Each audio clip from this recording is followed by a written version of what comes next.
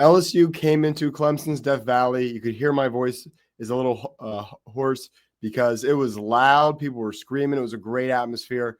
But the Clemson Tigers only got 10 points. And so in this video, I was very wrong. I'm going to tell you why I was wrong. I picked Clemson to win, and I picked them with a decent amount of confidence. But instead, they only scored 10 points, and they've lost their fourth straight against the SEC. So I'll eat a little crow. This hopefully is cathartic to Clemson fans who could kind of feel sort of me on their behalf, getting something off of their chest, and LSU fans could kind of soak in the tears. So enjoy or get what you need from it, I suppose. And don't forget to like and subscribe to this video. So I guess we start there. Clemson only scores 10 points. And, I did recognize in the preview that Clemson had a pretty obvious weakness on offense. And it wasn't the running backs. I thought Adam Randall looked pretty comfortable. I thought he was decent, but there was no running room. And it's not because Walker Parks was hurt. It was because the guard play really hasn't been great for a while now. Walker Parks posted his lowest PFF score of his career last year. He was out for this game. Sadler was there in his place, or maybe it was Sewell and Sadler was going to start anyway. Either way, Sewell, Sadler, and Ryan Linthicum didn't really create a whole bunch of push up front in the middle. There wasn't, the inside zone really wasn't there. And as a result, Clemson, I think probably rightfully had to abandon the running game. And once you do that, you become very one-dimensional. Adam Randall had 16 yards, averaged just 3.2 yards per carry. He only had 5 carries. David Eziomume only had 3 carries for 5 yards. That's just a 1.7 yard average. And Keith Adams lost yards on his only carry. So running backs only had 9 carries in the game. Clemson recognized they hadn't game planned or just didn't have the personnel to win those battles up front, and that made them really one-dimensional. One of the most interesting stats of the game, Cade Klubnik had 19 completions, 38 attempts. Garrett Nussmeier had 28 completions, also 38 attempts. They also both had exactly 230 passing yards on the dot. So exact same attempts, exact same yardage, but Nussmeier at a much higher completion rate, because what LSU did was they were humble and they realized, hey, look, our offensive line's not going to win the battles against this much improved Clemson defense and defensive line specifically. And I'll talk more about that too. But they realized they're not going to win those battles. And so they predicated their offense on quick screens, outside runs, quick passes over the middle, getting the ball out fast. They didn't let Nussmeier just hold it and get just destroyed. Clemson was kind of the opposite. It was a lot of slow developing routes, and he was running for his life. Luckily, he's got really good speed, agility, and escapability and all that. And he turned some of what should have been sacks into positive runs, or at least threw it away. I thought Klubnik was actually great in that regard, handling pressure. But, he was kind of put in position where there was going to be a lot of pressure because the routes weren't developing. And I think maybe my biggest disappointment is not, is on the coaching there to not kind of humbly recognize that the interior of our offensive line hasn't been that great in a while and might lose this battle. And scheme around that, as LSU's Joe Sloan, their first-year offensive coordinator, I thought he was fantastic. He humbly knew, hey, our new offensive line is probably going to lose to Clemson. Let's work around that.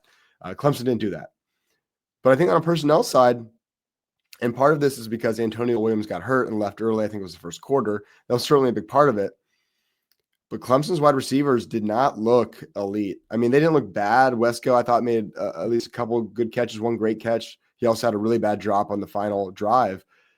But they were not beating LSU's secondary, at least not consistently. So that's why Klubnik was holding the ball, waiting for routes to develop. When they did, I felt he was hitting the guys that were open. From my vantage point where I sit, I could see kind of the whole play develop. And LSU's corners and safeties were all over him. Moore, Wesco, and Brown got most of the snaps, and they were pretty covered up. I don't really know what happened on the interception. It seemed like Cole Turner was open. I don't know if it was a miscommunication from Turner or just a bad pass. I'm guessing it was just a bad pass. But aside from that one really bad throw, I didn't put a whole lot of blame on Klubnik. The receivers really didn't get open that much. The running backs had no room to run. So it was sort of forcing him to try to play hero ball, and he really didn't make that many mistakes. And so that's on the receivers, that's on the offensive line, that's on the offensive coaching staff. Clemson's defense, honestly, was pretty impressive. Coach Sweeney said it himself, and this is a quote from Coach Sweeney. He said, defensively, I thought, they were good enough to win the game against a really good opponent. You hold them to 17 points. That's a good offense, talking about LSU. That's a good quarterback, talking about Nussmeier, a really good group. And I agree. If you had told me Clemson would hold LSU to 17 points, I would take that, every day of the week. That is a good defensive performance, especially when the offense had quite a few 3-and-outs or shorter drives, lost time of possession. So if you tell me we're holding them to 17 points, I'm thinking, great. All you have to do is go score like 21, 3 touchdowns to win. The offense absolutely should do that. So to me, this loss is on the offense. Just like, even though we blame, the weird substitution of Sammy Brown pulling him out of the South Carolina game last year, the offense scored 14 points. That's on the offense. And that's kind of how it is in a lot of these losses. Think about Georgia. They only scored 3 points. Yes, Clemson's defense broke in the second half, and maybe they would have, even if the offense was holding the ball more and possessing it more. But again, that loss is on the offense.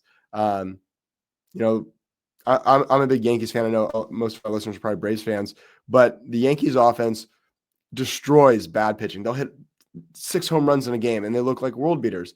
Then they face the Blue Jays or Red Sox or a real playoff team. They can't do anything.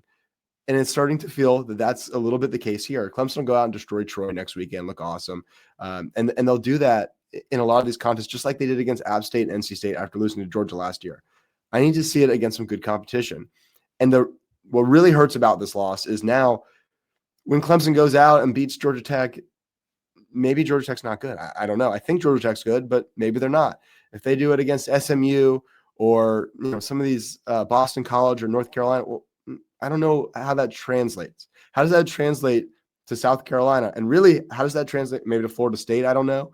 But what about if they have to face a Georgia, an LSU, a Penn State, a Texas, a Florida, one of these type teams in a playoff?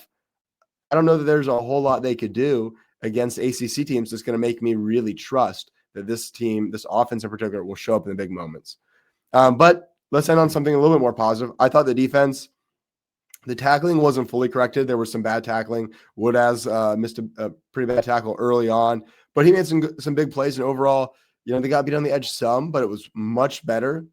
I thought the defense overall looked significantly improved. I think you saw the impact of Coach Allen pretty quickly. Maybe not an elite defense right off the bat, but I thought it was way above average, massively improved, and good enough to help them win a lot of games in the ACC. We'll just have to see what this offense is. You lose Marcus Tate off that offensive line. That hurts, but really with an elite offensive line coach, this group should be getting better. I believe in Matt Luke. The question is it one bad game where they didn't scheme it the right way because they maybe had a higher opinion than they should have of some of their what are now looking like weaknesses? Is that the case? Or is this personnel just kind of maxed out on as good as they can be? You bring back a lot of talent, but maybe they only have so much potential to tap into. I don't know.